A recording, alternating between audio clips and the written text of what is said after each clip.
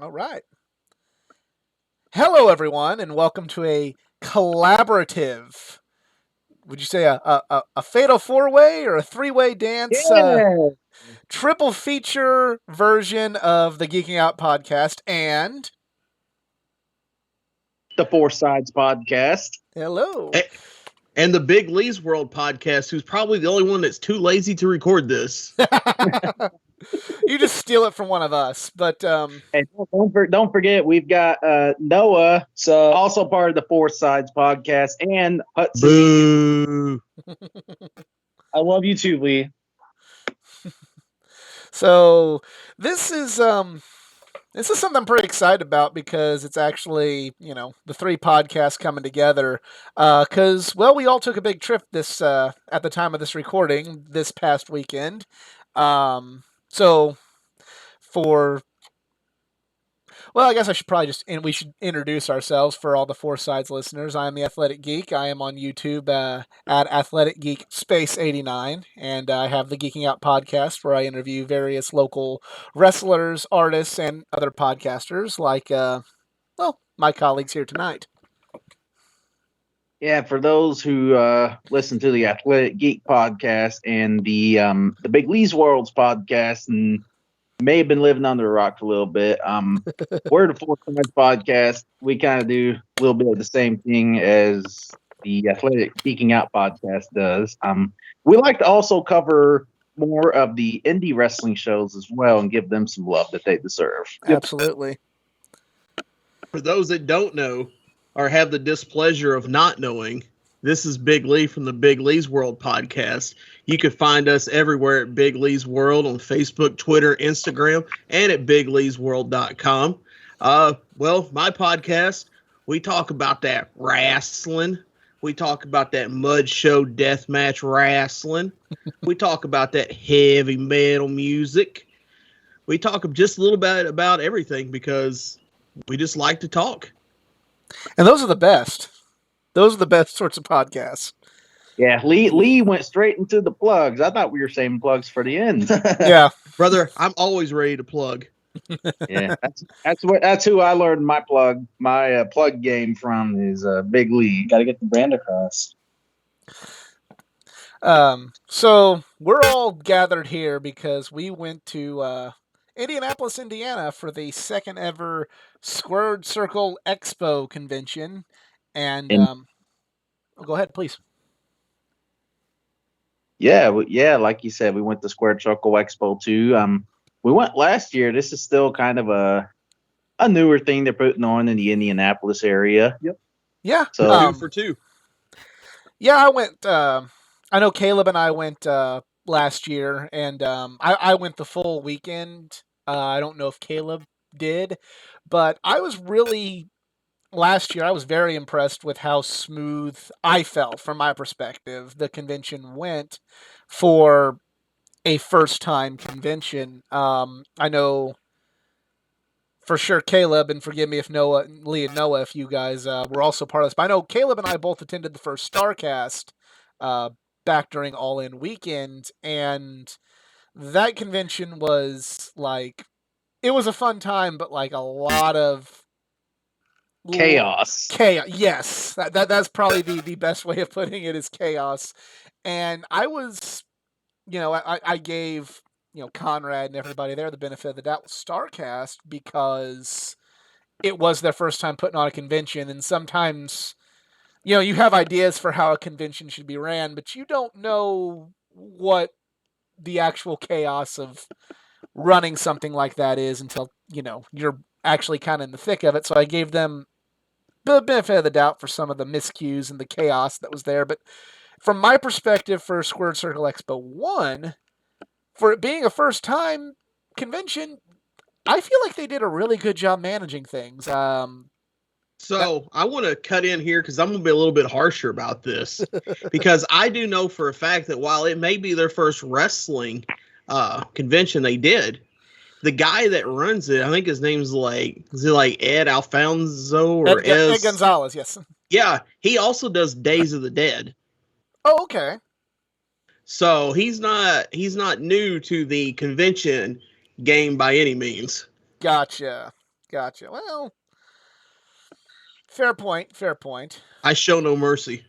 Yeah.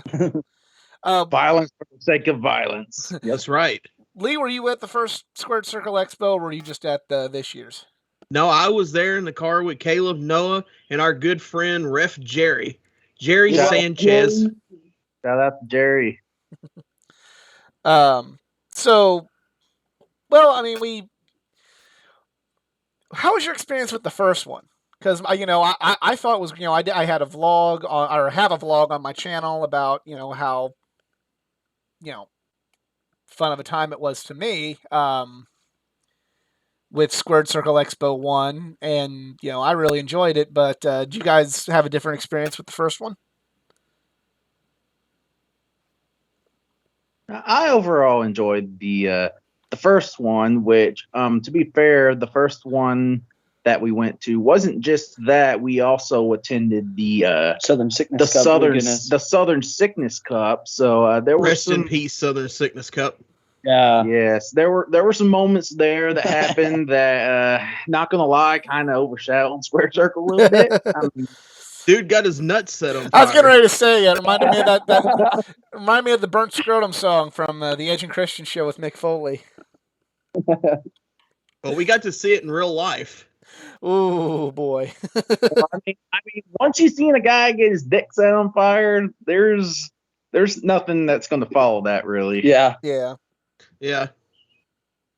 But okay, the first one was also we had the VIP passes for the first one as well, and those whether we're talking about Squared Circle 1 or 2, the VIP pass, if you can afford it, I would highly advise you get it, because it is just a godsend to have. Okay, so we just had the general admission weekend passes. We didn't do the VIP, so I guess my Because we're question to cheap. you, Yeah. yes. Well, my question to you is what were some of the differences that you received that we made? The VIP, well, you're supposed to. Sometimes, depending on who it was working, you wouldn't they wouldn't know. But for all the big guests, they knew. You're supposed to get front of the line access. So I know it's kind of shitty, but it's a perk you pay for. So basically, if there's somebody who didn't have VIP and you had a VIP, you would be able to jump them in line. Shitty if you're not the one with it, but I mean, if you're willing to pay the extra price, then Yeah. I think it's a fair perk, honestly. If you're paying the money. yeah, Especially with how much those are, right. I'm gonna let everybody on. I didn't pay for the one this year. They had a raffle for one last year, and that's how we got. That's how we got it this year. Was they did a raffle at one of the VIP after parties for a free VIP pass, and we got it. So that was helpful. You got this at a VIP party, right? Yeah, it's so some of the other perks. There's another perk of having the VIP then. Yeah, there was a VIP after party with just some of the. I know last year I didn't go to any of the after parties this year, but last year they had one the Headbangers were hanging out, the Boogeyman was down there. They were having just various events. They had a cash bar there, and then after the wrestling show, they had another karaoke party that I don't think it was VIP only, but I might be mistaken. And you had other various talents going down there and saying karaoke. Sammy Guevara last year actually sang Judas for karaoke. I remember seeing the Same. one of the Highlanders was down there sang some karaoke. People like Jimmy Wang Yang, the Headbangers again. Nyla Rose were actually down there just hanging out and drinking with the fans. So it was a pretty cool experience doing that. You also get priority seating, which was a little bit. Last year it was a little bit more important to have the VIP pass for the priority seating because they were putting less people into panels because of Yeah. A little bit more strict COVID restrictions last year compared to this year, but you know, you got the priority seating. This year, I believe you got the same, even though, you know, we were so busy with trying to meet people all the time. We didn't go to any panels this year. I'm ashamed to say. You get priority seating at the wrestling event, and you also get like a little swag bag of merch there. You get a free T-shirt. You get a poster. You get like some stickers, a cup, a fanny pack, a little. And you get to go to the wrestling show. You get to go to the All wrestling show. wrestling. You do get to Good go to old the wrestling show. I think you guys would have been eligible to go to the wrestling show too, had you wanted to, but you know, just kind of is what it is. But yeah, I would definitely say if one, you know, it's not a must because there's still enough things to do there, and much like anybody who listens to this who's gone to any sort of convention, be it a wrestling, a comic con, an anime con, a horror con, you know, if you've been, you know that there's there's kind of the struggle with the lines if you want to meet the celebrities that they come or the wrestlers or whatever. So if you can't afford the VIP, it's not like a complete wash of a day. Don't misconstrue that. But if you can't afford the VIPs and they're there and you're interested in Squared Circle Expo, I cannot recommend it enough. Just because, well, I'm sure we'll get into more stories from this year as we go. But there were a couple wrestlers that, had I not had that VIP pass, it would have made for a very, very bad day, I believe. But I'm sure we'll get to that a little bit later. Yeah.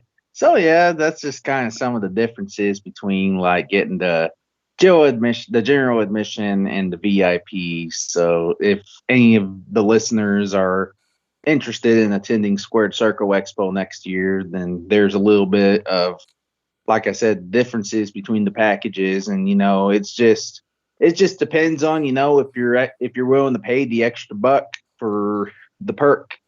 I will. This is just a completely personal opinion. I love the poster they give you because, we've moved into a new house, and while I do have a pretty sick basement with a lot of room, to me it's better to get like, unless there's like a really cool promo or you have a figure or something.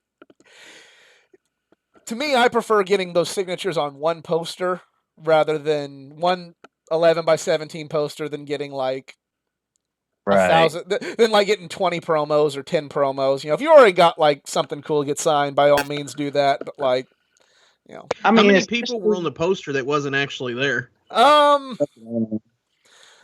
Unfortunately, well, they weren't false advertised. I'll say that much. I think the big ones are FTR right there in the very middle of it. Everybody else seemed to have been there. All the other heavy hitters that were there, the poster's actually on my thumbnail, so if you're viewing this on YouTube, you can kind of get an idea what the poster looked like. Cardona and Adam Cole and Hangman and Britt Baker and the Steiner brothers and Danhausen and Ricky Steamboat and JBL, like all those names, were there. The only big one that's really prominently featured is that cancel was FTR. So did they remove Ruby Soho from it? I think so. I think so too. I remember seeing her on it. Yeah, because the last poster I seen them post didn't have Ruby on it, so yeah. I think. And FTR like canceled like 2 days before, so it was probably like way too late for them to remove FTR. Right, because they already got the posters printed and everything. So yeah. I think the only name that was advertised to be there that, in my opinion, holds any kind of maybe a little significance, I didn't see, and my good friend Noah here brought this up to me. Didn't see Dalton Castle there. Yeah. I forgot that he was supposed to be there. So, I mean, that's no disrespect to Dalton Castle, but I did not.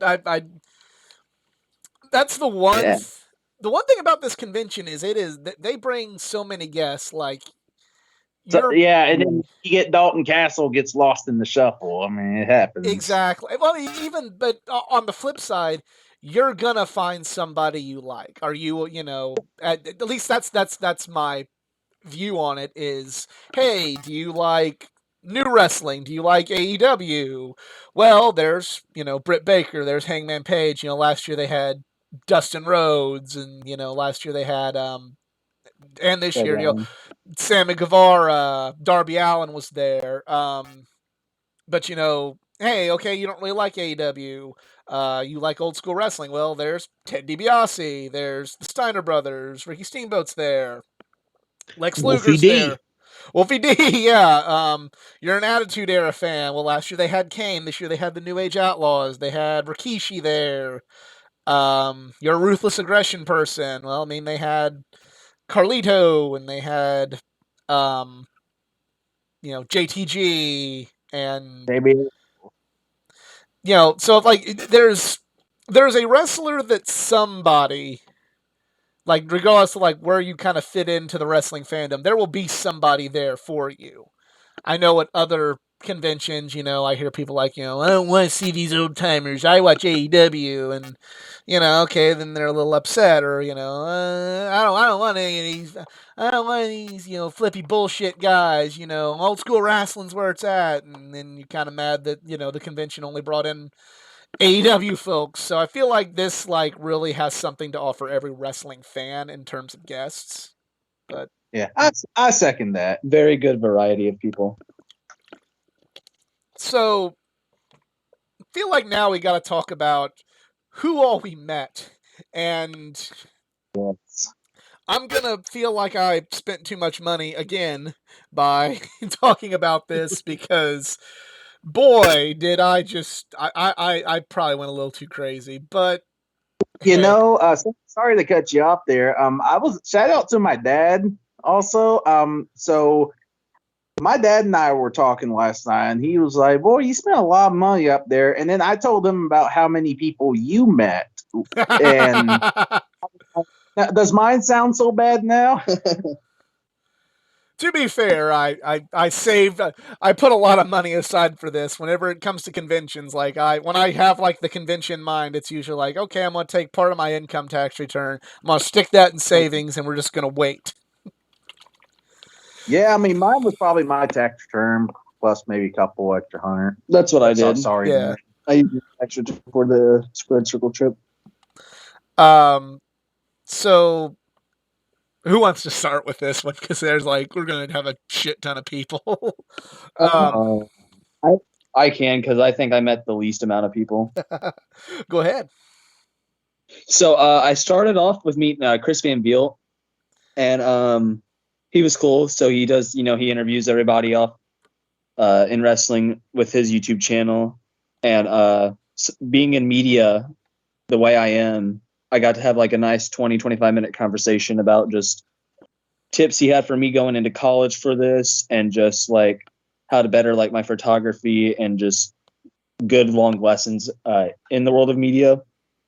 And he was only $10 for the photo. Yeah, I felt bad because more people weren't going up and talking to him. That's because nobody knew who he was.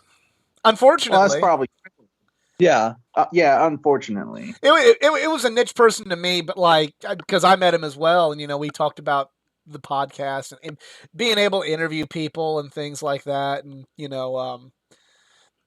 good interviews, bad interviews. I told him a story about I had an interview with somebody on the channel, and it just did not go well, because of my own screw ups. And then he's kind of like, hey, don't feel bad, that happens. I've tried to interview these sorts of people and had similar stuff happen, so don't beat yourself up. Don't let it get you down. So yeah, Chris is a great dude. Yeah, I mean, nobody that I would personally pay to meet, but just kind of standing there and listening to him and Noah talk, and just being able to kind of just observe all of his input and stuff was a good experience for even me. It was a good experience. And then next I met the Good Brothers, which it was kind of an impulsive decision, because as I was putting my list together, I didn't think I was going to meet them. I kept forgetting about them on the list. I'm like, oh, I got to meet the Good Brothers. Conventions, impulsive decisions? What? Yeah. right? I think I was talking to Lee before I did it, and Lee was wondering, I think, where they were. I was like, well, okay, well, if I'm going to go venture, I'm going to go meet them. And it was a good $40 spent because they were really chill. Yeah, they were cool. At first, with Carl Anderson being in the New York Fire Department hat with the sunglasses, I thought he was Colby Covington.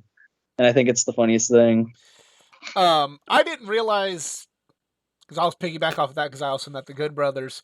We stayed at the hotel that it was at, and I was trying to get back down to the lobby, or for some reason, I probably get bags out of the car. I can't remember why, and it kept taking too long, and it opens on my floor, and there's Gallows, and I'm just kind of like, can I get on too? Yeah, sure, bro. Get on here.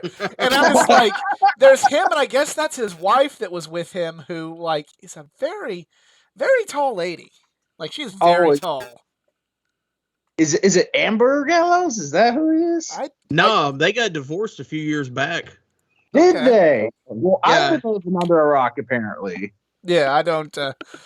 I couldn't tell you, but I guess I don't know if that was his manager's wife, but she's already tall, and she's wearing high heels, and I'm just like, these are two very, very large, very tall people that are dwarfing me, and I'm 6 foot tall, and they dwarf me.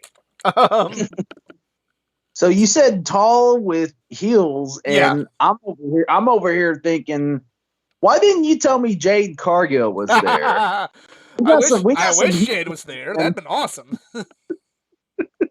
Hey, fellas, if you hear this, Jade next year, book it. Yes. And then next on, I met Hangman, which was it was cool because he remembered me from when I met him in 2018, and it was cool that he didn't upcharge for personal items to be signed either. Yes. Nobody did that this year. That was a big controversy, I guess we'll call it, from last year. Was Did you say nobody upcharged for figures? At least nobody I met that I had a figure for. Okay. Well, 98% of the people upcharged for figures. We'll get to that later. Because I'm about to. And then I met probably one of the biggest highlights for me and Lee, AEW's Brody King. Okay. One of the most down-to-earth people. Got to talk to him about his band that Lee introduced me to on the way up there. God's sake. And got to just talk to him, saw the drawings he was doing on his tablecloth. And he was really cool, down-to-earth.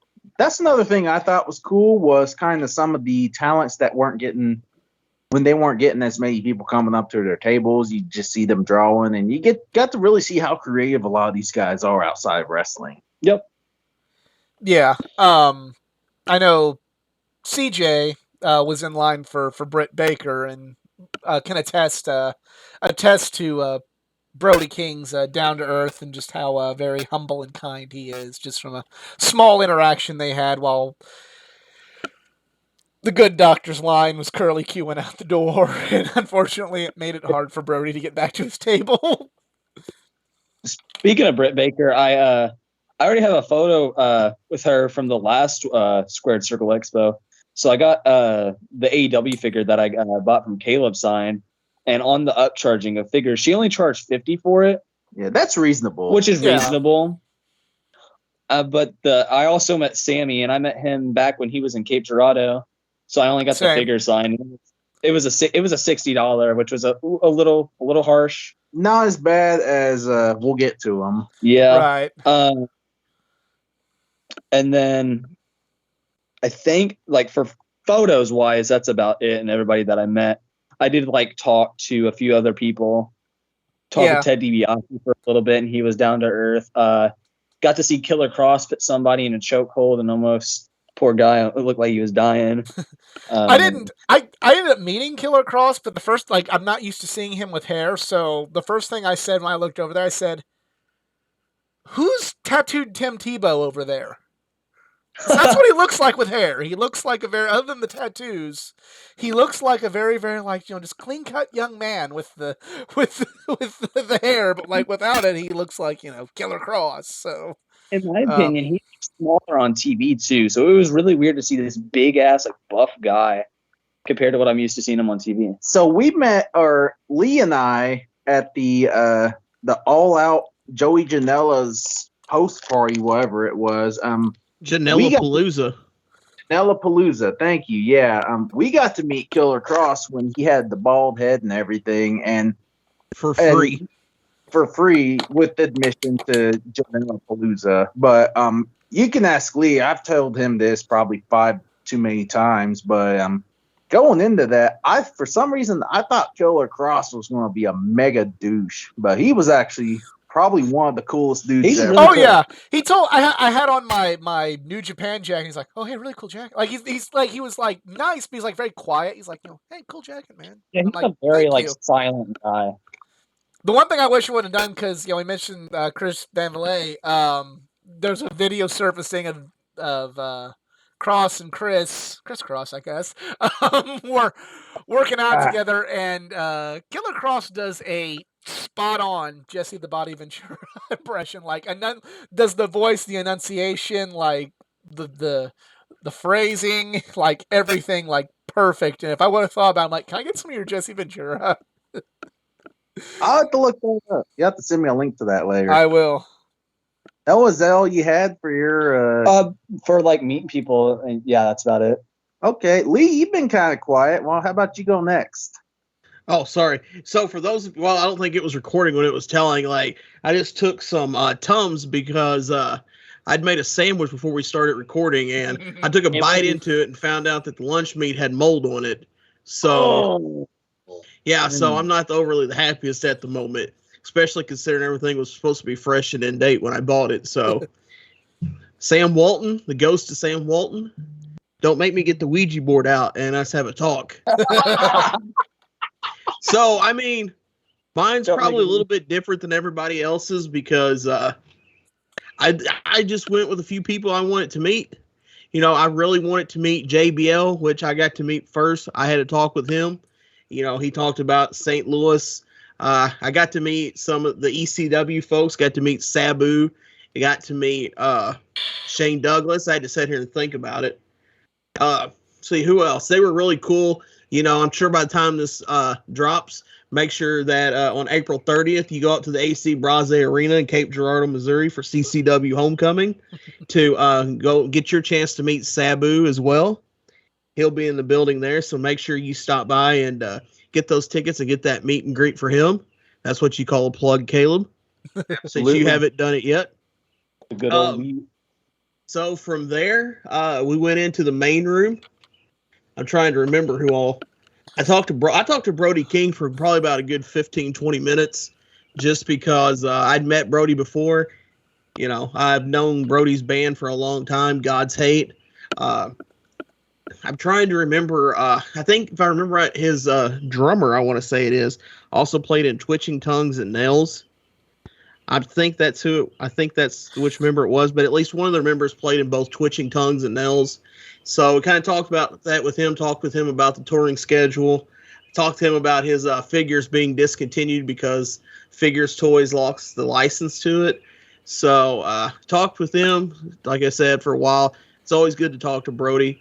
Probably the only person here that had a solid experience meeting, I know him as LAX, but Pride and Powerful or Powerful and Pride or Santana, whatever it is, Santana and Ortiz. I got to talk with them.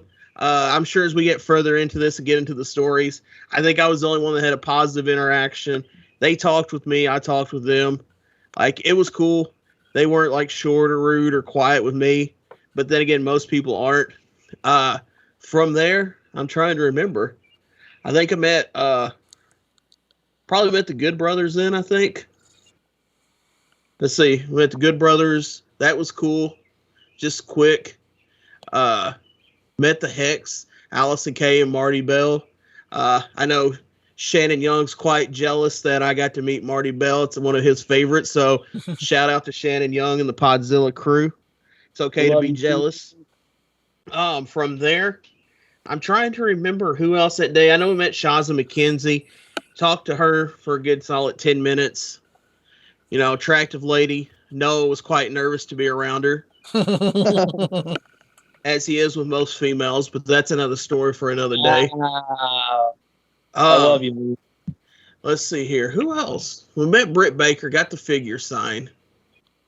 And then I guess, the blood figure sign, which I will say from other conventions till now, she used to not upcharge for signing the figure, but she does charge $10 extra now to upsign the figure, which kind of was sad, but I'm not a big figure person, so the few that I have and get the blood figure signed because, as anyone knows, I'm a blood and guts kind of guy. So we did that Saturday. Let's see here. Met Blue Meanie. Met who else? Met Hangman. Hangman. But I'm trying to think if there was anybody else. I think for me, honestly, like, I've been doing this for a long time, both in front, within the crowd and back behind the scenes. So a lot of the folks I really want to talk to was just people I had worked with previously or friends of mine that were there. Shout out to my boy Tim. His wife's going through a little bit of stuff right now, so hopefully she gets better. Send those positive vibes your way. Got to talk to JC Rotten and his wife Tori. Got to talk to the infamous IWA Mid-South legend, ECW legend Ian Rotten at the show. So it's always good to talk with them. Does he owe you money now? Nah, dude, man. Here's the thing. Ian may have a bad reputation with a lot of people. Ian, his entire family's always been good to me. I've had no issues, no complaints. They're all good people in my book. And there's a whole other podcast I could probably do about people in the business that people think are terrible, but they're really nice, and the people that you think are great people in this business are some of the worst trash you'll ever meet in your life. So, I mean, like I said, with that, like, the Rottens have always been good with me, and I have nothing bad to say about them. It was good to see my buddy Scott Wool up there working the security, making sure everybody was safe at the Adam Cole line. So it was good to catch up with him. And then I got to see Mikey, promoter of Black Label Pro, and his friend Tyler. Good to talk with them about the business, kind of behind the scene things of that nature. And everyone else that came up and said hi or came up and talked, I had no idea who they are. You have to remember, like, I'm extremely tired and work constantly. So if I look like I have no idea who you are or don't remember, you just have to you just have to say who you are, because I usually don't remember. And the fact that I talk to people constantly, as both Noah and Caleb can tell you, they came up to my table Saturday multiple times to see what I was doing, only to find out that I was still there talking to random strangers. I can attest to this. So, I mean, Caleb, I think that pretty well rounds up my endeavors of people I saw there. Yeah. Not too many hot, single, attractive females, though. That's what I was really looking for there. Oh, there. Good old or people, or like Alicia Tout said on her Instagram. I did meet her and, what was it, Melinda Lies from Shimmer and Ring of Honor. Both of them were really cool. But like Alicia said, there's not many people here at this convention that probably showered or wore deodorant. So I'm proud of myself to being one of the people that both showered and wore deodorant to the convention both days. So well, tip of the glass I showered, wore deodorant, and attended with a woman. How many people can say that? Well, I mean, we took Noah with us. Does that count? Noah, you the punching bag, bro? Isn't it? So, I mean, Athletic Geek was I keep trying to say your shoot name, but it's been broken enough on here. It's like the worst kept secret on the channel. But I appreciate you keeping kayfabe alive. Yeah, but you were talking about the COVID restrictions last year, and like some of the lines I was in, to be honest, like I get it's a test for some people. Mental illness is a real thing, but it's like for some of these lines I was in, I just wanted to put the mask back on just so I didn't have to smell some of these people. That's fair. I never had that big of an issue, both last year or this year at Squared Circle. But have I had that problem at like conventions of some kind? Yeah. And I'm not knocking anybody. I mean, it's right. Everybody has their thing, I mean, I'm part of the convention crew, and I'm sure I'm sure at some point in time in 9-10 years ago into Comic Cons, I've offended somebody. I'm sure I've been stinky at some point. Something's happened. So I'm not throwing stones, but I get what you're saying. I'm not perfect either. That's just this was kind of a cheap gag there, so to say. So who did I meet? I met quite a few people. Let me get my gallery pulled up here. All right. Yeah, that's what I'm gonna have to go off of. So I think the first person that I met whenever I walked into the convention was JBL. Had a positive experience with him, much like Lee did. That was just kind of one of those where I didn't really say a whole lot to him. I just kind of shook his hand and thanked him for his contributions in the business. I mostly kind of sat back and listened to him and Lee talk. So sometimes when I'm with Lee, because Lee has got like a lot more experience, not just in wrestling, but in life than I do. So sometimes it's just interesting to just sit back and listen. That's his nice way of saying I talk too much. Next, and I know Lee was saying not everybody had a positive experience with them. It wasn't as much of a I wouldn't call it a negative experience, more of just kind of a disappointing one because you're talking about Proud and Powerful, because I feel like me and you can talk about this one. Right. It wasn't. I mean, they were cool dudes and everything. Like, they were cool, but I mean, bro, if you go to that Four Sides Instagram or that Facebook page at Four Sides, or Four Sides IV, and they see your picture, I think they're gonna say you're contradicting what that picture shows. Yeah. I mean, to be honest, if you look at the difference in facial expression between Santana this picture and Ortiz, yeah, and then some of my other ones, I mean, you can tell the difference. So these guys, we were talking about figure up charges, right? I know exactly where you're going with this, and you're going to be absolutely correct. These guys wanted $80 a piece per figure to get signed. So if I would have given them both of my Series 4 Unrivals to get signed, I would have been paying them $160 to do that. And that just really, I mean, I understand that there's a big market for them right now. People are reselling them for outrageous amounts, but I don't know, man. Something like that, just whenever you got when you got Dustin Rhodes, or like Dustin Rhodes was doing 60 for his. I mean, when you got the AEW World Champion Hangman Page signing figures for $40, and then you got these guys charging $80 a figure to get signed, it just kind of, I don't know, it just makes me think that sometimes maybe some people might just be a little too big for their heads, if that makes sense. I mean, I know that might sound like a douchey thing to say, but to work yourself into some heat. It is what it is. Other than that, they seem to be. Other than that, they seem to be pretty cool guys. I just wasn't really a fan of kind of the price. The experience. I have a similar story, from when I met Proud and Powerful. So I go up there and it's me and CJ, and we're going to take a picture with them together. And they have the sign that says, they were a 40, 40, 60, which is kind of the standard for most names at conventions. 40 for an autograph, 40 for a selfie, 60 for a combo, which that's just kind of the budget, and I'm cool with that. So I look at there and it says table selfie, $40. So I go, okay, I'd like a table selfie. And the agent, not Santana and Ortiz, the agent or the handler or whoever that is, goes, okay, $80. And I'm like, for a table selfie says 40. Yeah, that's 40 for one of them. If you want both of them, it's 80. What? Really? Yeah. And like at that point, it's just kind of like when you're having, I'm sure like somebody like Big Lee, who's got experience working with talent, can probably be in the business, would probably be able to go like, no, and just walk away. But like for people like me, or maybe Caleb, or CJ, who's with me or anything, it's kind of like when you have a tag team that you watch on TV all the time, whose work you appreciate, and they're kind of looking at you.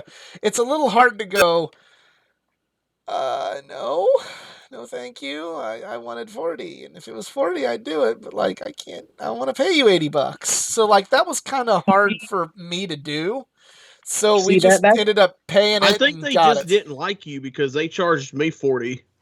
Yeah, they charged me 40 as well. But that's more on the worker, I guess, in your case.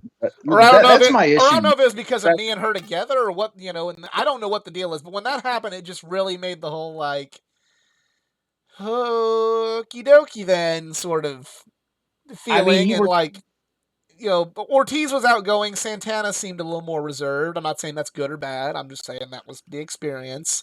But it was just kind of after that, I'm just kind of like, okay then. Like I can honestly say with everybody I met, I had a mostly positive experience. Some like people I met at that convention, and we'll get into it, like were so cool. I just like them even more now. Or some people, it's like, yes, I'm sure glad I'm a fan of this person, after this experience. This is the one where it's just kind of like, I'm not saying I'm not a fan anymore, but it's just kind of like one of those, oh, like that was just my experience. Just like, oh. So what you were saying about the going up to them and being like, I don't want to pay this price, but I don't know if as a fan I could say no. That's kind of where my issue comes in, is because like I understand business is business, but there were a lot of these AEW talents, and there was a price list for pretty much all of the talents that were going to be at the convention, and I'm pretty sure the only ones that didn't get revealed by the time the convention was happening were the AEW talents. So that just really, it's like, in a way, I mean, if a person wants to impulsively spend that much money, that's on them too. But in a way, that kind of just takes advantage of people in a way. I mean, with the $80 figures, like 60 is okay. That's business. Like I said, business is business. But I mean, $80 per figure, it's just where I draw the line. That was my complaint, and they were revealing everybody's prices like the week leading up to it. I wish there would have been some, like, if they would have just been honest and like, hey, this is going to be the prices, I would have brought the money, because this trip was paid by my taxes this year, and I had the cash, but I only brought thinking it would be maybe 40, 60 for Santana Ortiz, or like 40, 80 with memorabilia for both, not 80 each on the figures. Right. Yeah, and this isn't necessarily a squared circle issue. This is more of like the agents themselves. Yeah, but it may not even be the talent. It could be one of those, hey, we're booking you for these things and we're going to get a cut, so we're going to put this price here. If you want to get the money that you're going to make and me get mine too, you're going to charge this, or you're going to, Right. For if any of the guys that run the Squared Circle Expo are listening to this, don't think I'm knocking on you guys, because I'm absolutely.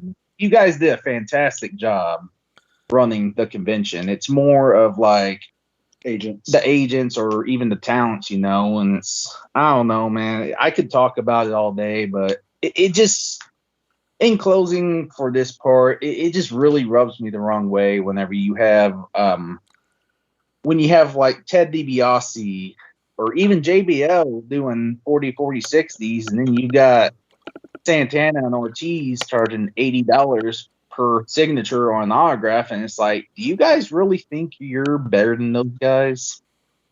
Yeah. And we're not bashing Santana Ortiz either. Don't make the whole thing like, local podcast groups shoot on AEW tag team. That's not what we're doing. But like I said, I had a great experience with them, so I have nothing bad to say about them. There. Right. I mean, like I said, they were cool. Just not really a fan of the agents they run through. I guess. Both Caleb and Noah looked defeated when they found out it was going to be $160 to get their figure signed. Yeah. Yeah. I got bills to pay. I'm impulsive, but I'm not that impulsive. Anyways, after that, I went over and met Sabu, much like Lee did. Got an interesting story about this one. So I was up at the table when Lee was meeting Sabu and Shane Douglas, and I'm like, all right, I got a Sabu autograph off of High Spots for $10. I get a picture with them. So I go up to the worker and I'm like, hey, how much for a picture with Sabu? He tells me 30. I just sit there for a couple seconds, and Lee's like, "So you gonna do it?" And I turn around, I'm like, I'm good. So the worker comes up to me and taps me on the shoulder real quick, and he's like, "Hey man, we're just trying to make some money before my boss gets here real quick. Here, we'll do it for $20. How about that?" I was like, that sounds more reasonable. I'll do $20. So met Sabu. I got the picture with him. He complimented my Good Brothers shirt. If you're listening and you didn't get the chance to meet Sabu at Squared Circle Expo, you can meet him at CCW Homecoming via F&M Wrestling Memorabilia. How was that, Lee? Well, it took you long enough. Hey, I was trying to be respectful of your time. All right, no, trying not to crosstalk on here, but yeah, I had the brag story about how I got a discounted Sabu meet and greet. When I went up to the Rottens, I was like, "Hey guys, I just hustled Sabu," and they're like, "You're not the first person." And JC Rotten, if you're listening to this, just let me have one, man. just let me have one, all right? Who would that mean after that? Gotta go back to my gallery. I've been the Good Brothers. Yeah, Good Brothers were good. I was surprised they were so cheap. $40 for a picture with both of them. That's a very reasonable deal. I got the autograph too, so yeah, it's very, I think me and Caleb are going to have a lot of crossover, but that's cool. But yeah, they were nice. I didn't really talk to them like a whole lot. I just kind of did the typical meet and greet. Hey, nice to meet you guys. Wearing your shirt, gotta represent the Good Brothers. Do the too sweet. Thanks, guys. It was a satisfying experience. After that was Dr. Britt Baker, DMD. And if it was a video cup podcast, you'd be able to see me doing the thing with the finger. You have to. Gotta do it every time, obligatory. I had a couple figures to get signed. I got the Blood and Guts figure signed, much like Big Lee, and I also had the 1 of 3,000 rare unmatched Series 1, and I got Britsburg written on it. Very, very beautiful signature. In gold paint pen. My only thing I didn't really care for was, and this is just a personal pet peeve, I guess. I went up to Britt Baker. I was like, "Hey, is this the first one of these he's seen today?" And she was like, "No, it was. I've seen a couple others." I'm like, just a little disappointment there. But Britt Baker is always down to earth. She's a wonderful person. Yeah. So a little side note to that, she actually said it was the second one she's seen. And you know who was the third one? Who? Ian Rotten. Oh, that little rascal. Nah, I love Ian Rotten.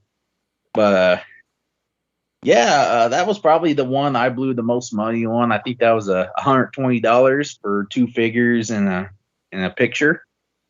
I thought that was fair for with it being a convention and the level Britt Baker's at right now. I met Britt Baker for the first time at StarCast and paid like $20, and just to see how far she's come since then, I am a proud fan. Absolutely. Very proud. Hey, if we put this on a side pause here for a second, I have a question for you, Caleb. All right. So we got these Blood and Guts figures signed. Is there any kind of case or anything we should put these in? I don't think they don't make cases for them yet. They're going to, though. No, I don't think they have the cases for those yet.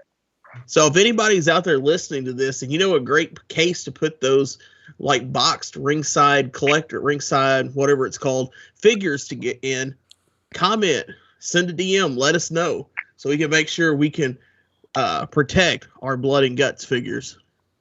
Yes, absolutely.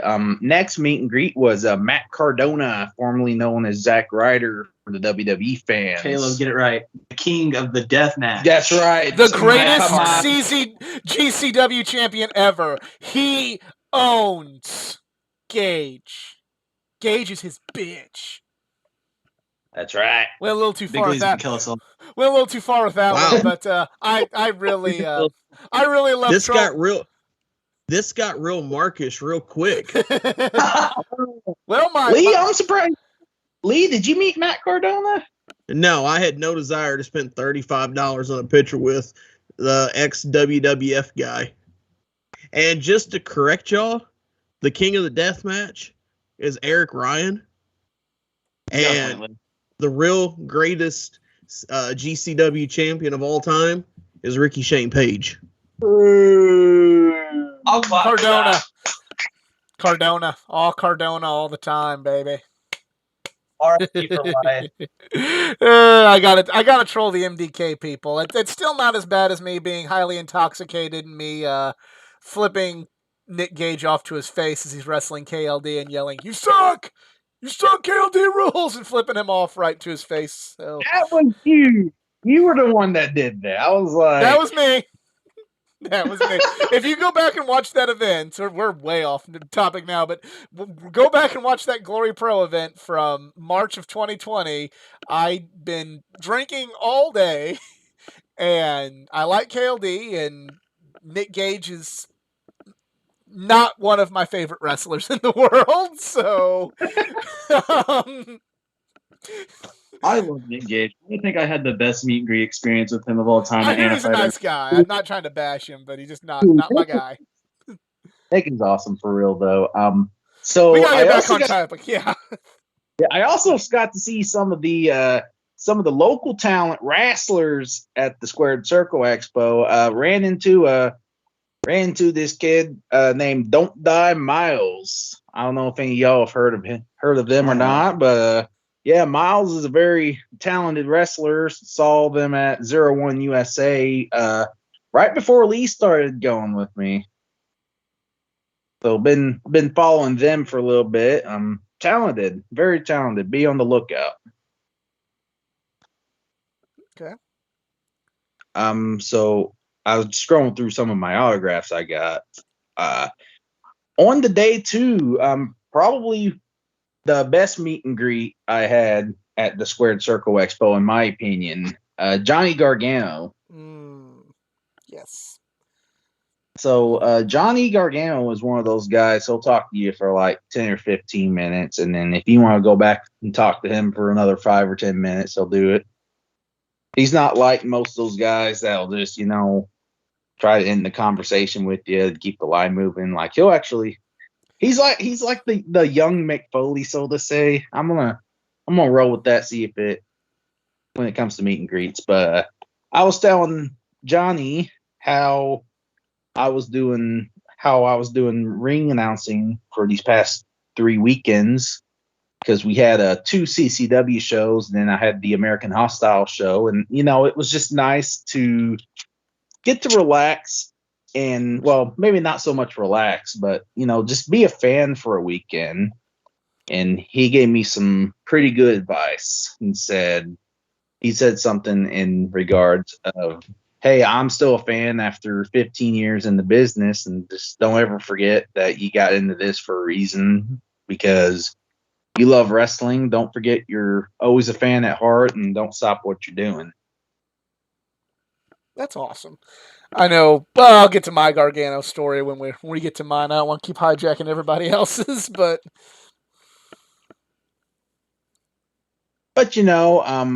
it's just one of those things. He didn't have to do that, but he did. Yeah. So those are words that'll, like, Johnny Gargano fan or not, you gotta respect that, and those are words that'll stick with me for, if not forever, then definitely a very long time. Awesome. That is so awesome. So next I got to cross off JEFFJARRETT Jeff Jarrett off my bucket list finally. Nice. Jeff is one of those that I feel like I've owed a meet and greet to for a little while. I mean, I've wanted to meet him forever, but the first Starcast, we were talking about that earlier. I was outside just kind of getting some of my nicotine, and I see him walking in. So I'm like, you know what? I'm just going to go for it. And offer him a handshake. I'm like, "Hello, Mr. Jarrett. How are you doing?" He shakes my hand. He's like, "I'm doing good. How are you doing?" I was like, "Doing good." And he says, "You enjoying the convention so far?" I'm like, "I am." And it's just another one of those class acts where they don't really have to do that, but they do. Yeah. So Jeff Jarrett was the same here. Big class act. I guess the person that took my picture got Karen Jarrett in the picture too, so that's kind of a bonus, I guess. Nice. My next one was Rikishi, and Rikishi was pretty cool. As I described to Lee, he was kind of a Booker T situation because we were talking about like how Booker T was kind of a dick, but like when I met Booker T, Booker was actually pretty cool to me, but he got pissed off at the person taking my picture because they didn't know what they were doing. This is kind of with Rikishi. He got a little upset because the person working his table was doing something else. I think they were trying to get Danhausen's table moved. So eventually he was just like, "Screw it, man. Hand me the phone. I'll take the picture." So, I mean, he wasn't going to stand up for him anyway. So I was cool with like taking a selfie with him, just kind of getting down to his level. So he was a cool dude. I've always wanted to meet Rikishi.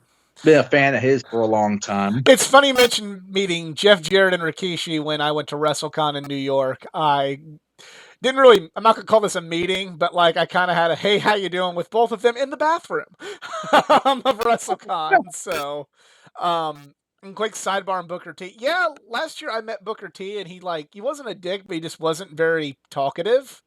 But then and which was disappointing because I'd met him a couple years earlier at Lexington Comic Con where Booker T was just awesome, and he was like up and talking to everybody, kind of like Gargano, just talking to everybody. Especially like he was showing little kids wrestling moves that would come in his line. He was the cheapest like wrestler on the floor then. So like when he was more expensive and not quite as outgoing, it disappointed me a little bit. But I still have nothing but good things to say about the 5-time WCW champion. Yes. My next one was Hangman Page, and he had the AEW World Title with him. So I was like, since he's not upcharging for figures and it's only $20 extra to get a picture with him, why not? Yeah. And nothing but good things to say about Hangman Page. That is my dad and I's wrestler because I tell this story countless times. When we were down in Ring of Honor in Nashville in 2014, he was one of the guys cleaning the ropes. I think he was part of the Decade or something. I think that's what it was. Yep. Yeah. So he was part of the Decade, just kind of as one of their I don't know what to call it right now, but he was very new in the business, and just much like Britt Baker, to see how far he's come since I first seen him is just outstanding. And that's probably my dad's favorite wrestler right now is Hangman Page. So one of these days, Dad, if you're listening, we're going to get that picture together with him. That'd be really awesome if you guys got to do that. Absolutely. Anna Jay was next. Anna Jay was cool. Had to teach her how to use a paint pen, but interesting experience there. But nothing bad to say about her. She was cool. Got what I paid for. So, Impulsive Buy was Ted DiBiase, the $1 Million Man. So I give him one of my early 90s trading cards of him putting a dollar bill in, I think, Virgil's mouth. And he looks at that, and then he looks up at me and grins and says, "I had somebody pay me $40 earlier to put money in their mouth." So it was cool to see him in character a little. I wish I could have seen that. That'd have been awesome. Right. Only complaint about my picture is whoever was taking the picture didn't really get a whole lot of the $1 Million championship in it. But what are you gonna do? I got to beat him. He was cool. I think Johnny I had the same Drip, problem. I had the same problem in mine. Johnny Drip Drip or John Morrison was next, and I got a little bit of heat with Noah here on this one. Photobomb of the year by me in this one. So I was talking to this guy who You still owe him money for that. Yeah, he still owes me. What was it? $15? Is that what we decided on? And so I'm talking to this guy who has this like replica AEW world title with the white stripe, and I was asking him why he got the white stripe on it, and he said he got it from Pakistan and all that. And I look over to the left where Caleb is with Morrison, and this guy is like framing his photo. I'm like, there's a perfect gap in the middle. I am taking this opportunity. So I turn, hands in my pocket, just kind of give a little grin, and they take the photo. And I just go back to my conversation. and it took Caleb about 30 minutes for him to look at the photo to realize it. But so I technically got a photo with Morrison this past weekend. So thanks, Caleb.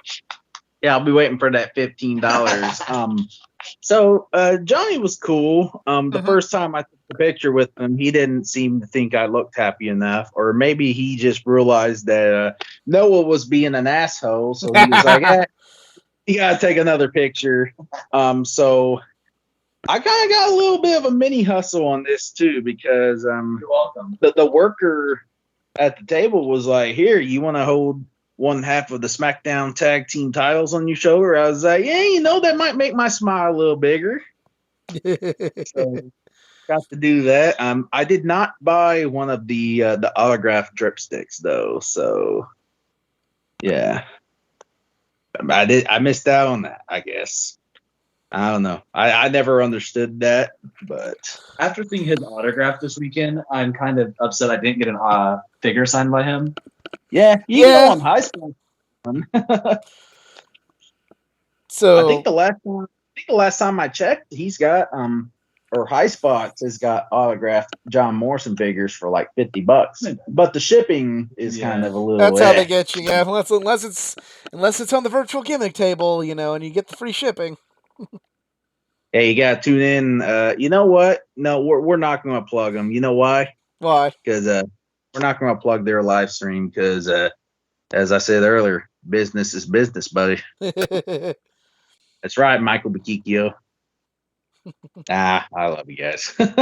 But yeah, that's pretty much all of the Squared Circle Expo meet and greets I did. Overall had a good time. All right, so here's all of my ridiculous amount that's going to make me feel like a man that probably shouldn't have done this with a mortgage to pay now. So I mentioned Morrison. That was my first meet and greet, and I just had to tell the story of the very same convention where I, mentioned Booker T was really cool. I kept running into Kevin Sorbo at the gym, in the elevator, in the hallway. It was like that episode of How I Met Your Mother where they keep running into Maury Povich. That was me and Kevin Sorbo. And he sees me wearing a Bullet Club shirt, so he's like, "Could you please tell me what that is? Is that like a gun club or what is that?" And I mentioned it's a wrestling group. And then he goes like, "Oh, you're a wrestling fan." And he goes, "Do you know John Hannigan?" And I'm like Johnny Mundo? Yeah, yes, I do know him. He's like, "Oh yeah, I was just in his movie, man. He's great, I said he sold all this stuff to fund this." So he was name dropping Morrison and putting him over. So I'm like, Fear to Let him know. He's like, "Oh yeah, that guy's great. He put me to shame with that running scene and how what great shape he's in." So that was cool. And I had him sign my old WWE program that I actually had Melina the previous year sign. So that's pretty cool. Get both of them. And Melina's somebody else. If you ever get the chance to meet Melina, you take it because she's great. From there, CJ and I went to go meet Lex Luger, who I got some shout outs from him on the High Spots virtual gimmick table, but never met him in person. So finally got to meet him here and get a picture with him. Not the total package we once knew, but from all intents and purposes, it seems like he's in a better place mentally, despite his physical limitations now. And I know me and Caleb had some words about Lex, but Yeah, it's heartbreaking. That he's a murderer. not really so much that, but That he killed Elizabeth. I wasn't gonna say it, but I think I knew Lee was. Lee out of nowhere, but Yeah. Just. I mean, as long as he's happy, though, Yeah. that's what's important, I guess. The 2000s version of O.J. Simpson. He got away with murder. So from there, we go to meeting the $1 Million Man, Ted DiBiase. I don't have as cool of a story as Caleb does, but I had an old Ted DiBiase action figure that was open that I had him sign, and the way his signature looks and where he kind of signed it on the back, it like actually blends into the figure well. It looks really, really cool. So he has a signature, by the way. From there, I was in line to meet with CJ's all-time favorite wrestler, Ricky the Dragon Steamboat. But while they was kind of waiting, I noticed that JBL had no line, so I just kind of popped up and said, "Hey, is he doing anything?" He's like, "Yeah, we got time for one more." And you know what? I'm sorry, I forgot to mention I got a pro photo op with Ricky Steamboat. He was cool. Ricky Steam. That's one of the ones I've been wanting to meet for a long time. Also, thank you, Athletic Geek, for hooking me up with the Ricky Steamboat autograph. Yes. That's why you should always keep an eye out on the Just Us Marks Wrestling Recap Show stream to see when we are doing our next pay-per-view giveaway. Plugs, baby. Plugs. Not just for your hair. And really cool, like JBL is, like I mentioned earlier, there's the guys that, and girls that I met that's like, wow, you just have like such a better, you like them more after meeting them. JBL's one of those guys. I can honestly say JBL's probably top 10 wrestler I've ever met in my life, and that's legit. He was one of the coolest guys to talk to, and he had a baseball jersey on that said Monarchs. And I was unfamiliar with that, and I said, who are the Monarchs? And he's like, this is a Jackie Robinson jersey. This was his Negro League team that he was on. And I'm just like, and there's another lesson, and don't judge a person based on a few factors, because I'm like, JBL, from what is kind of known about JBL, I didn't expect him to have a Negro League Jackie Robinson jersey on, but that's what I get for assuming things, because he had it on, and there you go. Yeah, I mean, you hear a lot about JBL through the IWC and stuff, but just meeting him, like you said, I've earned the IWC is trash. Yes, indeed, but yeah, I've earned that much more respect for JBL. It's trash, but we're all kind of on it right now as we speak, so it is. I do not identify with that cesspool. Thank you very much. So JBL went back, met Ricky Steamboat. Not going to give too much personal info away, but Ricky Steamboat actually made an appearance in my hometown once. Little podunk, piddly little town in southern Illinois. So I made sure to say, like, the first time I met you was surreal, because, like, I literally just drove up to this spot that I see every day to meet you. And it's like, that's weird. I never thought I'd get to meet any wrestler there. So really cool. Got to hold the greatest belt in the history of wrestling, the classic Intercontinental title. Yes. From there, went up to meet get a heavyweight title was there. Hey, we're not doing that, Noah. It is the greatest belt. No, the WWF Intercontinental Championship. Yes. Actually, you're all wrong. The greatest title is the AFU Hardcore Heavyweight Championship title, which you can see in person Thursday, April 28th at the Quick Skating Rink in Anna, Illinois, for Anna Fight Underground presents The Grudge. Doors are at 6, bell time at 7. Get your tickets at afuhardcore.com. We're just doing all kinds of plugs tonight. In which it's really photographing that event. Wow, it's really hard to talk about this. And speaking of hard, Blue Chew.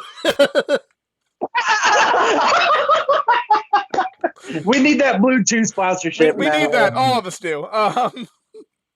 So from there, I met Killer Cross and Scarlett. Real funny story. Like, both of them were really nice, but real funny story about Scarlett. There was a guy dressed as the Stay Puft Marshmallow Man there who had a light up. Yes.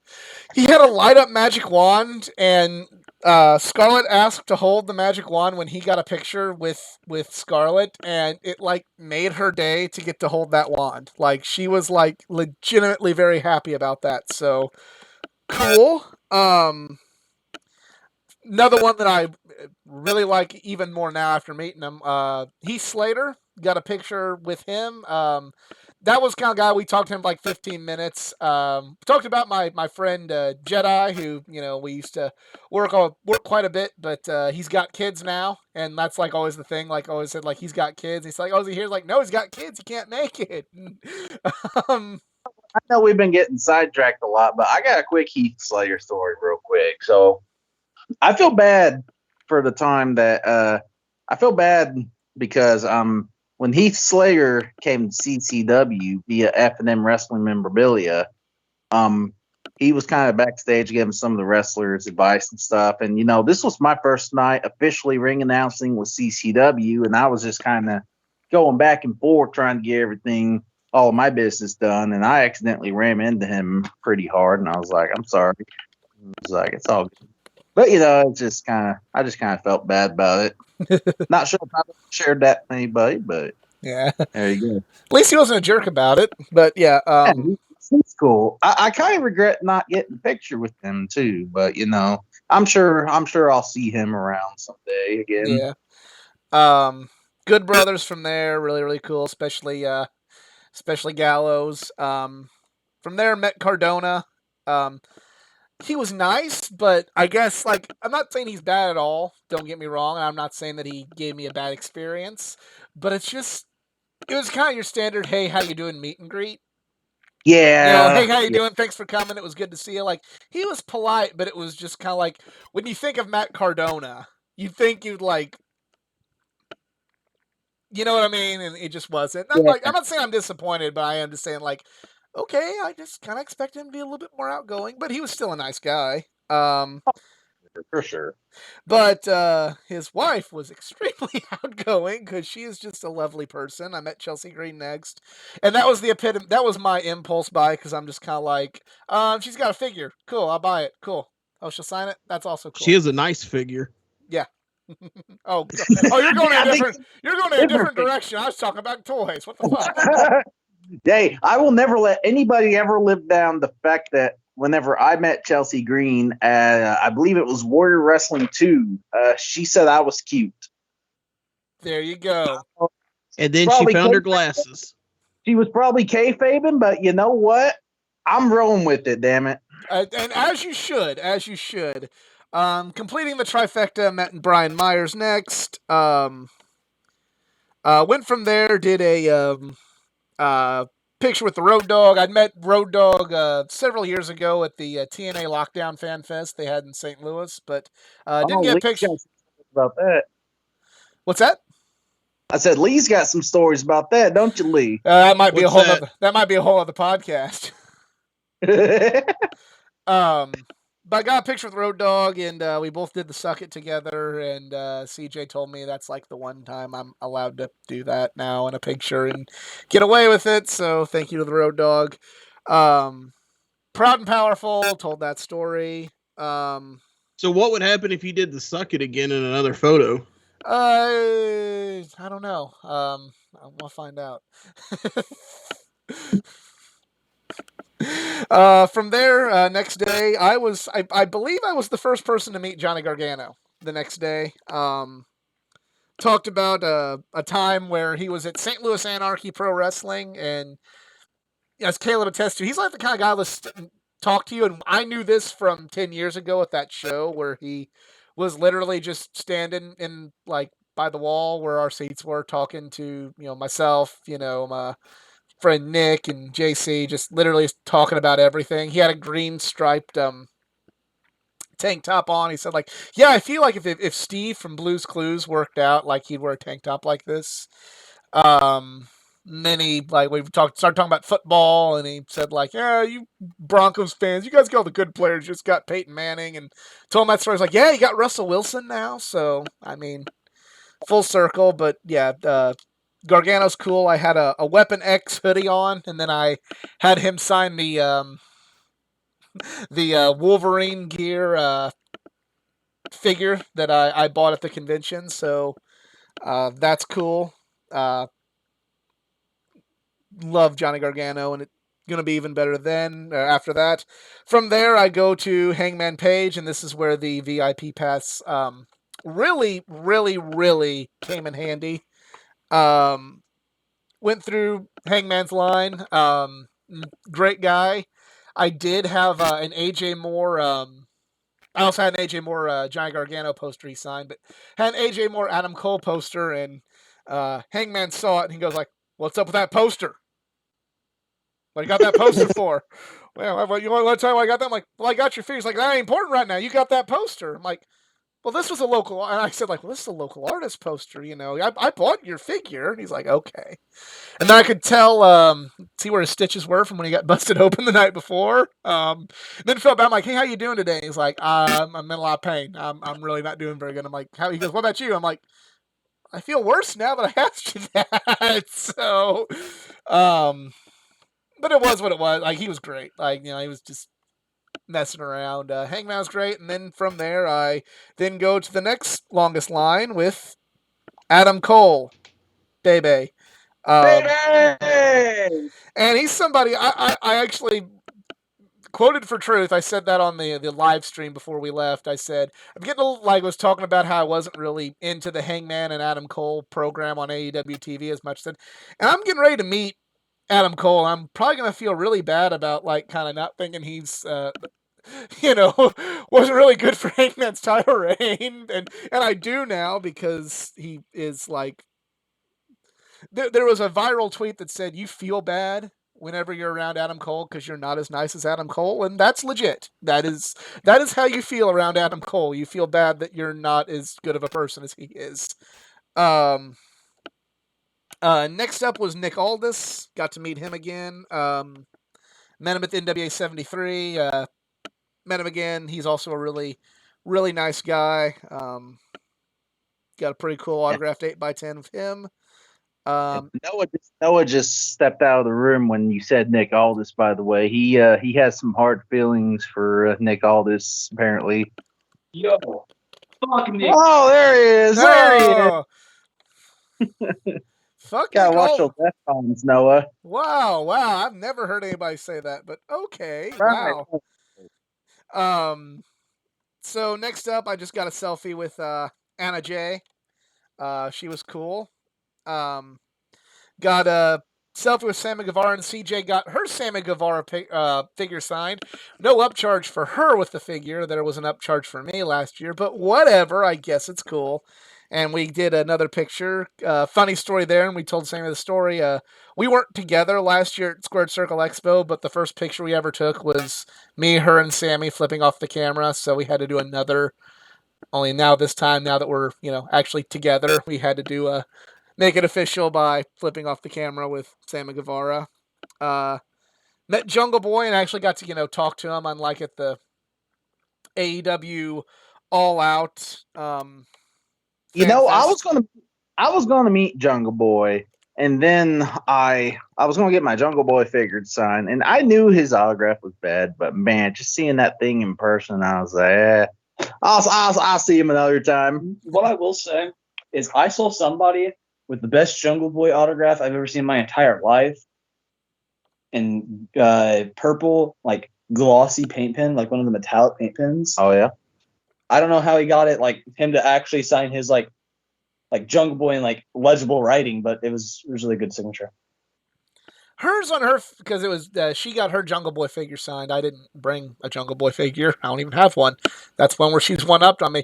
He actually made a better signature than what we got at All Out, but I can still see why people are disappointed in that signature. And then from there, we went to Fuego del Sol. And yes, we did talk about CCW. Kind of bringing this a little full circle, because I said, like, it's cool to meet you. I was excited to meet you a while back, and, like, you're supposed to do, like, St. Louis shows and CCW, but, you canceled. It's like, yeah, my daughter had COVID. I couldn't make it. And I'm like, I felt bad for bringing it up. I'm like, no, it's cool. But he said, like, yeah, definitely he says he's going to try and get back to CCW, which would be really awesome, because he seems like a really cool dude.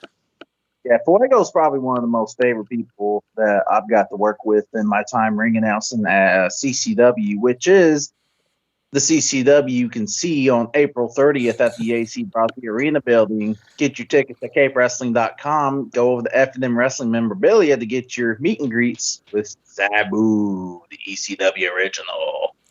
Then from there, last one was Chris Vandalay, as we talked about earlier, as Noah talked about earlier. So I guess it kind of all comes full circle. We're ending this, ending my experience on Chris Vandalay, and bought a lot of cool stuff. I posted a picture of just like all the swag we bought. CJ and I found a luchador. I'll give them a short plug too because they were just awesome. It is. Hang on, I followed them on Instagram because they follow them. Lucha Libre Superstore. She got a Pentagon Joker mask, and I got a Ultimo Dragon mask. And they're awesome. Like they're made well. Like they are nice. Then went to the show, which how was the show? Because that's what we didn't get to go to the show, or we decided to not go to the show. It was better than last year. Last year, like I'm trying to think of like the nice way of saying this. It sucked. No, I wouldn't want to say it sucked. It's kind of when. Here's the best way of putting it. Every area has their own independent wrestling. And what is a big deal to us maybe wouldn't be a big deal to them. If they could come to Cape and at least say like, oh, it was a decent show, but they'd be like, who's that guy? Who's that guy? They could come to Anna or St. Louis or Stride and say the same thing like, okay, this is interesting and these guys have talent, but who are they? And they don't have the connection with some of the talent because they're not from the area. Last year at the show, that's kind of how I felt. With they booked a lot of local talent, which is great because that's good for them. That's good for the wrestling scene in that area. But I'm just finding myself going, okay, who is that guy? Who is that guy? Like, okay, like it was hard for me to get invested with it. And you're already tired after a long weekend. So last year was hard for me to get into the show. This year they were doing more locals versus the big names they brought in. And it was a little bit better, but with all due respect to the people, they don't really know how to pace the show well. Like put the matches together to really in a good order, because they had the best match was Rhino and Heath Slater versus Shark Boy and Fuego, which was a big brawl. It was like the third match from the end, and it was a big brawl, and like they were fighting in the crowd, and they had a lot of crowd interaction, and it was really fun, and it was really good. The next match was a match with Nick Aldis, which was a good match, but you can't go from crowd brawling to scientific technical wrestling and expect the crowd to be just as lit. Right. You know what I mean? Right.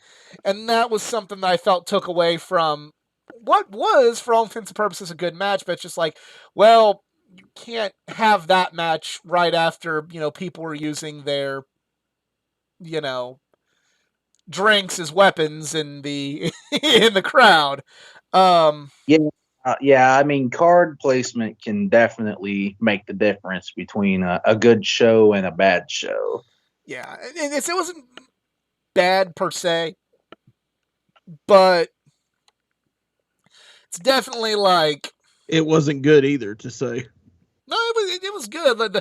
It made me. There's a lot of local guys there that I'd love to come around here. After seeing that, Matt Cardona is really cool to see in person. That's why this dude's fucking for all intents and purposes, the king of the indies right now. Dude, I never thought that I would be able to be that entertained by, and I was fans of all four guys, but I never thought that Slater and Rhino and Fuego and Shark Boy would steal the show, but they did. Hornswoggle and Brian Myers were in a match against two local guys, and the local guys were great, and they played off Hornswoggle well. So,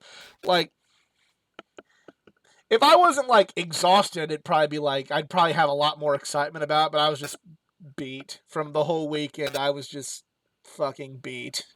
And Yeah. you know, that's it reminded me of when I went to WrestleMania weekend and went to like 5 wrestling shows in 4 days in addition to WrestleCon, and then like WrestleMania comes along and it's 8 hours. I'm just like, I'm at WrestleMania and I feel tired. What the fuck, you know?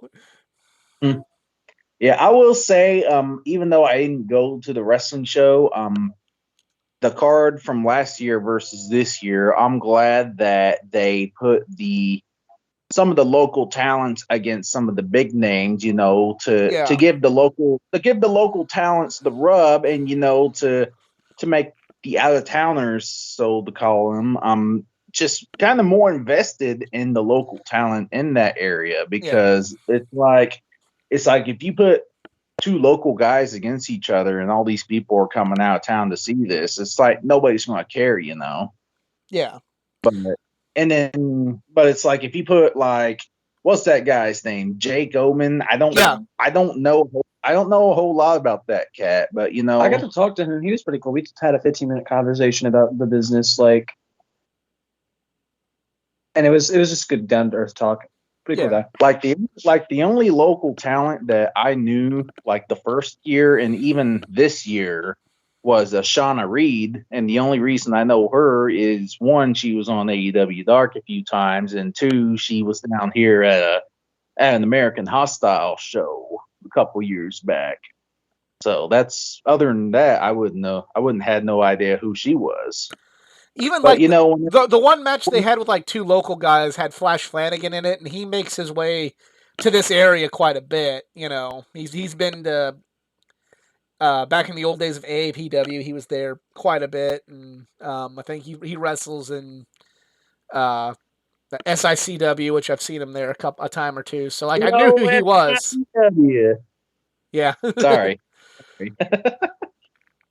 Lee, we got a good old SICW story, don't we? No, I don't, because I left. We did. Hey, I had a lady at the time that wanted to be at the show, so I stayed for the show. So you made 2 poor life decisions that night. Yes. I don't hate on SICW, but I will concede the only time I'm gonna make the drive for is when they're doing like Legends Night. Yeah. No disrespect to the talent there, there's some great talent there. There's been great talent that's been guests on the podcast, just kind of. I mean, I respect that they're trying to keep everything old school and everything. I respect the style of wrestling they do. It's just not for me, Right. But yeah, that was my weekend. Really good time. Last year we got to take a tour of the Indianapolis Motor Speedway at the end of it. This year I was trying to take CJ to her favorite football team stadium, Lucas Oil Stadium, but there was a legit comic book convention going on that day, so we didn't get to do that. So next year she sees the Colt Stadium. Are you talking about the Comic Con that was going on where they had Christopher Sabat? Yes, that one. Oh, don't bring that up. So we literally found out about that on the way up, and I was like, had I not heard about that, or had I heard about that sooner, I would have totally made it a point to go there to meet Christopher Sabat, because that's a guy. Man. That's a guy on Noah and I's list. He's been on my list. I highly advise, if you get the chance to meet him, take it. Yeah, Lee has no idea who he is, though. We're in the anime realm now, baby. That's right. Does anybody else got any cool stories from? I mean, any kind of road stories or anything from the? Yeah, Noah sucks. Okay, I was waiting for this one. Hey, baby boy Noah slept the whole way there. Yeah, that's a rule. No, you don't fall asleep on the boys. Hey, I tried my best, but my best is an epic fail. So like the night before, I was like, okay, I'm actually gonna like try and sleep. Because me and sleep are the worst mix of all time. This dude got like 1 hour of sleep the morning we were going to leave. Like 30 minutes, to be honest. And then I was like, okay, I can't sleep anywhere. But if I'm in a moving car and I'm not driving, I'm passed out. Yeah, so Noah couldn't split the drive with me. You So- see, Eli, or I did it. Okay. Yeah, it's fine.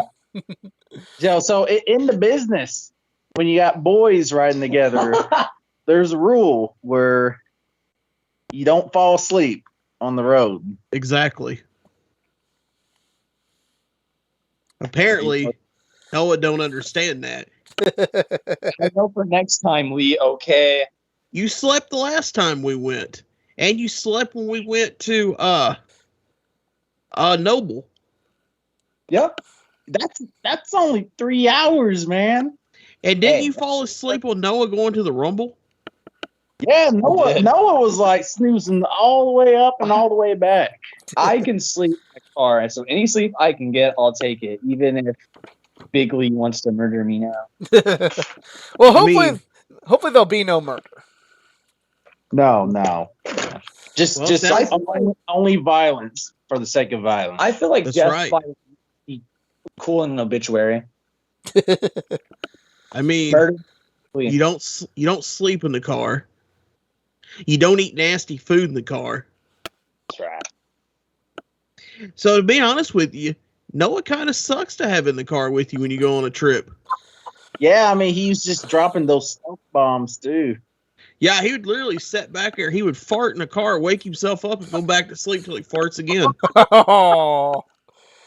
Well, Yeah, every time I'm in a car with this dude, man, he just drops bombs and don't give no warning or nothing. I'm just saying. You know, I think that's probably the note we should go out on is just Noah farting. Noah farting. Hey, that's another story. The Cracker Barrel, Effingham. If you haven't had it, what are you doing? Oh, I mean, we got plenty of stories. It don't end on him farting. Trust me on that. Let's see. We can start with. Let's talk about Effingham Cracker Barrel. Well, where I gotta wrap my end up very shortly, so we're gonna end it on Noah farting for me. I guess keep continuing 4 sides to hear about Effingham Cracker Barrel. Oh God, what did I miss? What did I miss? Yeah, man. Yeah, when you're with us, you're in for a ride. Hell of a ride. I might want off. So I guess here's something we can end off on, since I know you got to get going to your live stream and stuff. If y'all haven't been checking out Athletic Geek's live streams, go over to Athletic Geek 89 on YouTube and check those out. He does them every week. So are we going to go to Squared Circle next year? I want to say, see, here's the big thing. This is like every convention. Like, I want to go, but I don't want to go, yes, let's go. And they're like, hey, here's the lineup. And you're like, what the fuck is that? Why is, the first Comic Con I ever went to was Wizard World St. Louis. And, the first year they had Stan Lee and it was great. And I think it was like 2013. Then 2014 they had, Bruce Campbell and Chris Jericho and like great, and then like so we should go ahead and get our tickets for next year. I'm like, I'm not sure, I'll wait till a little closer time. And then like the biggest star they had was Tara Reid, and I'm like, I'm good, I'm not going, So hopefully there's no like year 3 slump, but I'd love to go. It's just kind of it's I hate to say it depends on who they book. There's a lot of options now that they can book. I mean, there's a lot of people that, whether you like or don't like how AEW books their talent for conventions, there's a lot of talent now in AEW that if they were to go there, holy shit, that'd be big. You got your Danielsons, your Punks, your Moxleys, Regal, people of that nature. Other legends, maybe they could bring in the Horsemen. Maybe they could bring in Bret Hart, or I know Shawn Michaels does conventions too. You never know who they're going to bring in. So I'd say safe bet, but you never know. It could just be like a bunch of people I've already met, and it's like, I don't want to drive 4 hours for that again. So, right. Well, I mean, it seems like they've got a lot of positive or good momentum going so far with the first two. So I mean, I'm anticipating that the third one will be good too. But it's like you said, we'll just have to wait and see if they have any of those deal sealer talents like Bret Hart or Shawn Michaels or Ruby Soho. I know one that Lee mentioned was Malachi Black. Yeah, that'd be big. Yeah, or Danielson. That'd be a Yeah. deal sealer. But yep, it's kind of a hate to say a wait and see, but it is kind of a wait and see. Yeah, but if anybody listening to this hasn't attended Squared Circle Expo, I mean, or hasn't attended any kind of wrestling convention, I feel like this would be a good first wrestling convention for anybody to go to that hasn't already. Because I mean, agreed. In my opinion, it was well organized. It was easy, and there was a few flight delays that some fans got kind of pissy about, but like that's out of the convention's hands. And right. there was some obnoxious fans that were mad at Britt Baker for having the gall to get up out of her chair and rest her hand and go talk to the road dog for a couple minutes instead of just signing all their fucking. That shit pisses me off, but that's a rant for another day. Dude, I'll rant another day for me too, but I seen a guy in the Britt Baker line with like 6 figures to get signed. It's like I saw somebody do that with Darby Allin. They were ahead of me last year, and he signed 12 figures for the guy. If anybody from the Squared Circle Expo is listening, that's another constructive criticism I'd like to make is maybe for the future you could have like for personal items you could have like a limit of 2 items per person or something, because whenever like I understand the figure up charges and stuff, but there's and this isn't on Squared Circle, this is more on the agents, but whenever that's happening, it kind of, in my eyes, it just kind of pushes fans away that actually want to get their stuff signed. I think you're forgetting this is a business. Yeah, it's a business too, but I mean, they got to make profit. They got to make bringing profit. Everybody in. So like, but see, here's the thing though. Y'all marks get on here and y'all complain about like the prices of figures and stuff like this, but then y'all want them to bring in even more people that's going to be an even higher rate. If you think that these mid-card AEW people are high, wait till you get those prices for Moxley, for a CM Punk to come in. That's a fair point. Yeah, I as much as I don't like that, if somebody's going to pay the money, if somebody's going to pay $60 a pop for their 7 Britt Bakers to get signed, I mean, it's like when I used to work at McDonald's, I don't understand why anybody want to order 20 cheeseburgers, but if they order the 20 cheeseburgers, I got to make them. And that's just kind of how it is. It's annoying as a fan. It's annoying, it's annoying that the people that actually want to meet Britt Baker don't get to because some jackass in a Green Bay Packers jersey has a fucking cart full of figures to be signed. But unfortunately, it's just you take the good with the bad. Yeah. Yeah. I guess I guess, like you said, it is what it is. Just a personal thought, but yeah, glad we all had. I think we all had a pretty fun time at Squared Circle Expo. Mm-hmm. Oh yeah. Yeah. So by the way, I want to shout out Lee for the Portillo's recommendation. Oh, that slaps so hard. Dude, you can't go wrong with Portillo's. Exactly. I know y'all wanted to go see tits and $13 wings, but you can't, Portillo's over tits any day of the week. $13 5 wings. Hey, man, I just wanted the Daytona Beach wings. That's all I was in it for. But, I can always get those another time. But, yeah, good choice on the Portillo's. So I can go for Portillo's right now. Oh, yeah. So, I guess let's wrap this thing up, guys. It was good to finally, get to do the. Well, hold on. Before we wrap it up, let's kick Homeskilled off here so we can finish telling our story since he has to go do something. Now, hey now. It's all good. You can, if you enjoyed this, please give it a like, share, and subscribe for more content, not just from the world of pro wrestling, but from the world of gaming, comic books, anime, and all things geek culture. Follow me on my social media pages, facebook.com/athleticgeek89, Twitter @athletic_geek89, Instagram @athleticgeek89. Follow these fine folks if you haven't already, foursidespod.com, or excuse me, foursidesiv.com, easy for me to say, and bigleesworld.com. And, yeah, we'll see you next time.